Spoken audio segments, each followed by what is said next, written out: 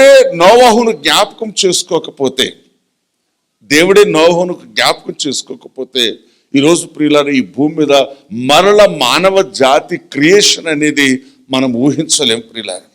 కాబట్టి గమనించాలి, ఈరోజు మనం నేర్చుకోవాల్సిన ఒక గొప్ప ఆధ్యాత్మికమైన సత్యం ఏంటంటే, ఏ పరిస్థితులలో జ్ఞాపకం చేసుకున్నాడు.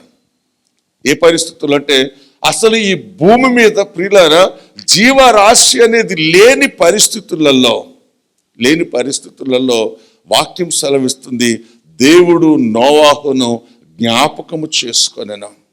ప్రియులారా, దేవుడు నోవాహును జ్ఞాపకము చేసుకొనుట ద్వారా ఆయన పడవలో నుంచి ఆయన బయటికి తీసుకొచ్చి, ఓడలో నుంచి బయటికి తీసుకొచ్చి, మరలా ప్రియులారా నోవాహును అతని కుటుంబాన్ని ఎంతగా దీవించి ఆశీర్వదించి అభివృద్ధిలోకి తీసుకొచ్చి ఈరోజు ఒక ఉన్నతమైన స్థానంలో ఆ కుటుంబాన్ని ఉంచినట్లుగా దేవుని యొక్క లేఖనాల ద్వారా మనం ఇక్కడ గమనించగలుగుతున్నాం.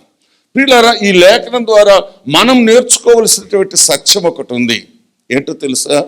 మనం నేర్చుకోవాల్సిన సత్యం ఏంటంటే, ప్రియులారా నీవు కూడా నీ దేవుని జ్ఞాపకాలలో ఉండాలి.